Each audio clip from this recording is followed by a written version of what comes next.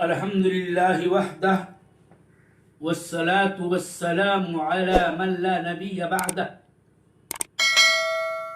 أما بعد فذكر شيخ الإسلام ابن تيمية رحمه الله في كتابه قوله صلى الله عليه وسلم اللهم رب السماوات السبع والأرض ورب العرش العظيم ربنا ورب كل شيء فالق الحب والنوى منزل التوراة والإنجيل والقرآن أعوذ بك من شر نفسي ومن شر كل دابة أنت آخذ بناصيتها أنت الأول فليس قبلك شيء وأنت الآخر فليس بعدك شيء وأنت الظاهر فليس فوقك شيء وأنت الباطن فليس دونك شيء اقض عني الدين وأغنني من الفقر رواية مسلم.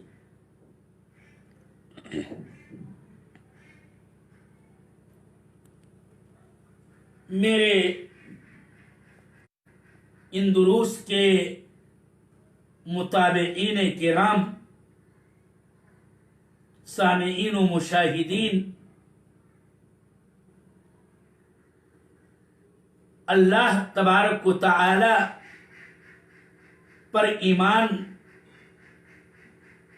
ارکان ایمان میں سے ایک اور ایمان باللہ میں ایمان باسماء اللہ و صفاتہ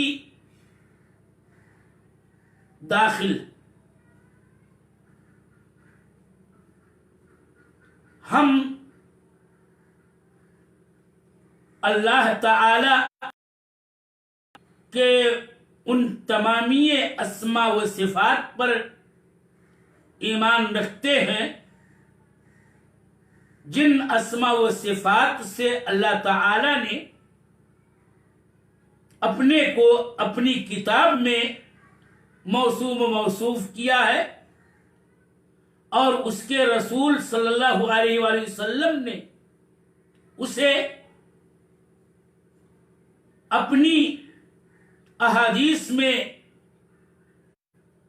اپنے اقوال و فرمودات میں موصوف و موصوف کیا. ہم اسماء و صفات پر ایمان کے باب میں قرآن و حدیث سے تجاوز نہیں کرتے، اور صفات رب جل وعلا پر ایمان کا ہمارا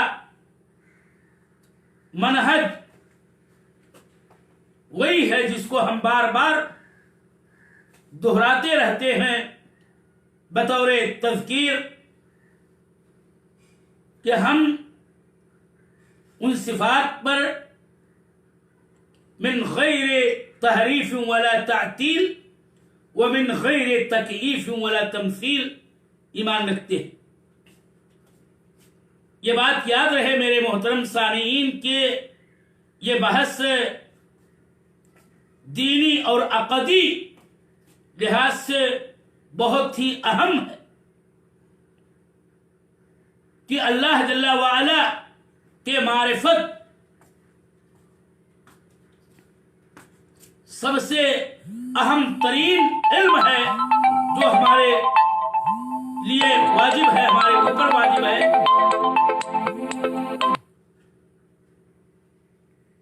اور اللہ جل وعلا کی معرفت اس کے اسماء و صفات اور اسماء و صفات کے آثار ہی سے ہوتی ہے. انما یعرف اللہ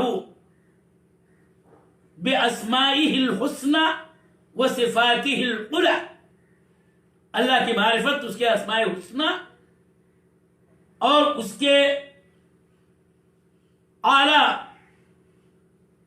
عظیم صفات ہی سے ہمیں حاصل ہوتی ہے کہ جس کا مصدر کتاب اللہ اور سنت رسول اللہ ہے. بطور نمونہ اس کتاب میں عقیدہ واسطیہ میں نصوص کتاب سے صفات کا تذکرہ ہوا، اور ان دنوں احادیث صحیحہ ثابتہ سے اللہ تعالی کے اوصاف کمال و جمال کا ذکر جاری ہے. انہیں میں سے ایک حدیث ابھی آپ کے سامنے پڑھ کے پیش کی گئی ہے، اور اس حدیث کے اندر اللہ تعالی کے اسماء و صفات میں سے کئی ایک کا ذکر ہے، لیکن اساسی اور بنیادی طور پر ہمارے درس کا موضوع اللہ تعالی کے اسماء اربع، الاول الآخر الظاہر الباطن، اور ان اسماء کی دلالت جن صفات پر ہوتی ہے ان کا بیان ہے، اور ان اسماء کی دلالت اللہ تعالی کی صفت احاطہ زمانی و مکانی کا اثبات ہے، جس کی مختصر تشریح آج کے درس میں کی جائے گی. اور میں آپ کو یہ یاد دلا دوں کہ سورہ حدید کی آیت کریمہ هو الاول والآخر والظاہر والباطن وهو بكل شيء علیم پر اس کتاب کے پہلے حصے میں درس دیتے ہوئے مفصل بحث کی جا چکی ہے. آج میں درس میں سب سے پہلے اس حدیث کا جو متن صحیح مسلم کی روایت کا ہے اس کا میں ترجمہ کر دیتا ہوں. یہ حدیث جس میں قضائے دین کے لیے اللہ جل وعلا سے دعا رسول اللہ صلی اللہ علیہ وسلم نے سکھلائی ہے، اور اس طرح سے یہ دعائے قضائے دین کے نام سے ہم جانتے ہیں.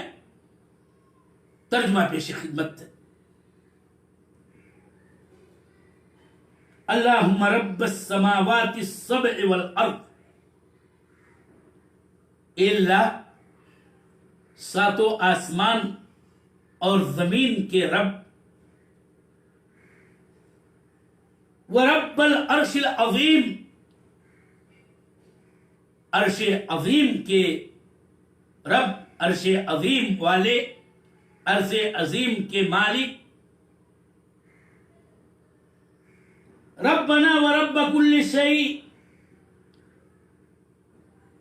ہمارے رب، ہر چیز کے رب، ہمارے پروردگار و پالنہار اور ہر چیز کے پروردگار و پالنہار. فالق الحب والنوى، دانوں اور گٹھلیوں کو پھاڑنے والے، یعنی اس کو پھاڑ کر کے پودا اگانے والے. منزل التوراۃ والانجیل والقرآن،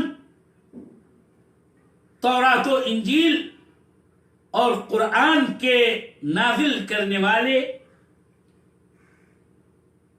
اعوذ بک من شر نفسی، میں تیری پناہ ڈھونڈتا ہوں اپنے نفس کے شر سے، میں اپنے نفس کی برائی سے تیری پناہ طلب کرتا ہوں یا رب۔ وَمِن شَرِّ كُلِّ دَابَّةٍ أَنْتَ آخِذٌ بِنَاصِيَتِهَا، اور ہر چوپائے کے شر سے تیری پناہ میں آتا ہوں کہ جن کی پیشانیوں کو تو پکڑنے والا ہے، جن کا تو مالک ہے، خالق ہے۔ انت الاول فلیس قبلک شیء، تو ہی الاول ہے کہ تجھ سے پہلے کوئی شے نہیں۔ وانت الآخر فلیس بعدک شیء، اور تو ہی الآخر ہے کہ تیرے بعد کوئی شے نہیں، کچھ بھی نہیں۔ وانت الظاہر فلیس فوقک شیء، اور تو الظاہر ہے کہ تجھ سے اوپر کوئی نہیں۔ وانت الباطن فلیس دونک شیء، اور تو ہی الباطن ہے کہ تجھ سے قریب کچھ بھی نہیں، کوئی نہیں۔ اقض عنی الدین، تو میری طرف سے دین چکا دے، ادا کر دے، پورا کر دے، دین کا وفا کر دے کہ اس کی توفیق دے دے۔ وَأَغْنِنِي مِنَ الْفَقْرِ، اور فقر سے، محتاجی سے تو مجھ کو بے نیاز کر دے، غنا عطا کر دے۔ یہ حدیث صحیح ہے، مسلم کی روایت۔ اس حدیث پر اگر تفصیل سے بحث کی جائے تو بات لمبی ہوگی۔ اس میں رب جل وعلا کے اسما و متعدد صفات کا ذکر ہے، اس کی ربوبیت کے مظاہر کا تذکرہ ہے، اور اس کی قدرت کاملہ کا ذکر و بیان ہے، اس کی عظمت، اس کی بڑائی، اس کی الوہیت اور کبریائی کا بھی بیان ہے، اور یہ کہ استعاذہ، اسی سے پناہ، اسی سے طلب کرنے کا ذکر ہے، اس کی ملکیت عامہ اور قدرت کاملہ شاملہ کا بھی اس کے اندر ذکر ہے، اور جو اساسی اور بنیادی طور پر مقصود مصنف شیخ الاسلام ابن تیمیہ کا اصل مقبہ نظر ہے، وہ یہ ہے یہاں کہ اللہم انت الاول فلیس قبلک شیء سے لے کر کے فلیس دونک شیء تک کی اس حدیث صحیح میں وارد فرمان رسول سے اللہ جل وعلا کے اسماء اربع کا بیان اور ان صفات کا بیان جن پر یہ اسماء حسنی دلالت کرتے ہیں. اور اس طرح سے میں آپ کو بتاؤں کہ اس حدیث کے اندر اللہ تعالی کے 4 نام، الاول، الآخر، الظاہر، چوتھا الباطن کا ذکر و بیان ہے. اور اس طرح سے اللہ تعالی کی صفتوں، اولیت، آخریت، ظاہریت، باطنیت کا بھی ذکر ہے.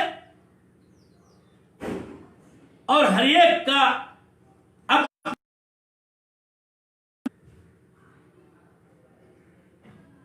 اور اساسی بنیادی طور پر اس حدیث سے یہ ثابت ہوتا ہے کہ اللہ تعالی کا اسم اول اور اسم آخر اللہ تعالی کی صفت احاطہ زمانی پر دلالت کرتے ہیں.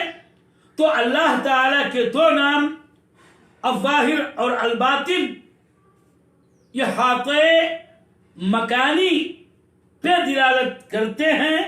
اور یوں اللہ جل وعلا کے لیے صفت احاطہ زمانی و صفت احاطہ مکانی کا اس حدیث سے اثبات ہوتا ہے. صفت احاطہ زمانی کا مفہوم یہ کہ اللہ تعالی اول ہے، سب سے پہلے ہے، اس سے پہلے کوئی چیز نہیں. اور اللہ تعالی سب سے آخر ہے کہ اسی کے لیے بقا و دوام کامل ہے کہ اس کے بعد کوئی چیز نہیں ہوگی. ساری اشیاء فنا ہوں گی، فنا پذیر ہیں، مگر اللہ جل وعلا کی ذات کل شیء حالک الا وجہہ، کل من علیہا فان ویبقى وجہ ربک ذو الجلال والاکرام. تو اللہ تعالی کے لیے زمانی اعتبار سے اولیت ہے کہ اس سے پہلے کوئی بھی نہیں، کچھ بھی نہیں، کوئی شے نہیں. اور اللہ تعالی کے لیے آخریت ہے اور ایسا بقا و دوام ہے اس کی عظمت و کبریائی، کہ شان کہ اس کے بعد کوئی نہیں، اس کے بعد کسی کے لیے بھی بقا نہیں ہے، بلکہ آخر باقی دائم اللہ تعالی ہی ہے. اور صفت احاطہ مکانی الظاہر اور الباطن اسما سے ثابت ہوتی ہے. وہ یہ کہ اللہ تعالی ہی الظاہر ہے، یعنی سب سے بلند و بالا، کہ اسی کے لیے علو ہے، علو مطلق، کہ جس کے اندر علو ذاتی، علو قدر، علو قہر، علو کی تمام قسمیں اس کے لیے ثابت ہے. اور وہ تمامی مخلوقات کے اوپر ہے، 7 آسمان کے اوپر ہے، عرش کے اوپر مستوی ہے، بلند ہے، اور کوئی بھی اس سے اوپر نہیں ہے. تو مکانی اعتبار سے. اور الباطن کے معنی میں یہ ہے کہ اللہ تعالی ہی اپنی عظمت اور اپنے جلال کے شایان شان سب سے قریب ہے اور سب کے ساتھ ہے، کہ اللہ تعالی اپنی تمام مخلوقات کے ساتھ ہے، قریب ہے. اور معیت کا اپنا درست معنی ہے کہ جس پر قرآن و سنت کی دلالت، لغت عربی کی دلالت، مستند اہل لغت کی دلالت، علماء اہل سنت کا فہم، جیسا کہ آپ کے سامنے ماضی کے درس میں رکھا گیا، وہ معنی ہے معیت کا کہ معیت کی 2 قسمیں ہیں. معیت عامہ جو علم و احاطہ کو شامل اور معیت خاصہ جس کا اپنا معنی و مفہوم ہے، جس کا ذکر ابھی کل ہی کے درس میں کیا گیا ہے، تو یہ ہے احاطہ مکانی۔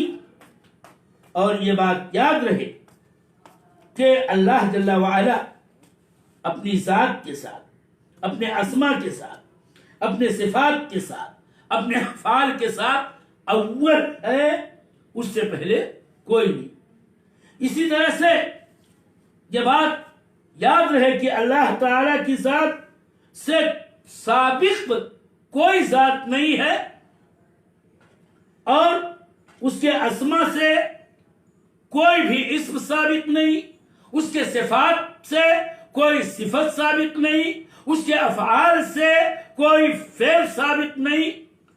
تو اللہ تعالی ہی اول ہے کہ اس سے پہلے کچھ نہیں ہے، اس کے پہلے کوئی نہیں ہے۔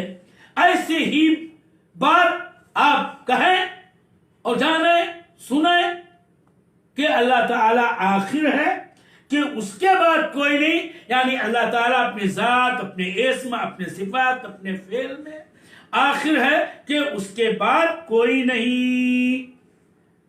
اور یہی وہ حدیث ہے، اور حدیث کا یہی ٹکڑا ہے کہ جس سے سورہ حدید کے اندر وارد اللہ جل وعلا کے قول هو الاول والآخر والظاہر والباطن وهو بكل شيء علیم کی صحیح تفسیر ہوتی ہے، اور اللہ تعالیٰ کی ان اسماء اربع اور ان کے معانی اور ان کے مدلولات کی تشریح و تفسیر میں گرچہ اہل بدعت نے نہ جانے کیا اناپ شناپ باتیں کہی ہیں، لیکن عالم الخلق باللہ رسول اللہ صلی اللہ علیہ وسلم کی تفسیر ہی صحیح اور درست تفسیر ہے، جیسا کہ آپ نے فرمایا کہ وَأَنْتَ الْأَوَّلُ فَلَيْسَ قَبْلَكَ شَيْءٌ وَأَنْتَ الْآخِرُ فَلَيْسَ بَعْدَكَ شَيْءٌ وَأَنْتَ الظَّاهِرُ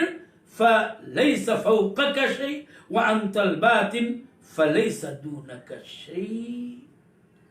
اس حدیث کی اور اس کے کلمات کی مزید باقی تشریح کل کے درس میں کی جائے گی انشاءاللہ۔ اللہ تعالی ہمیں توفیق دے اور ہمارے ان دروس سے اللہ تعالی مجھے اور میرے متابعین کو فائدہ پہنچائے۔ وصلی اللہ علی نبی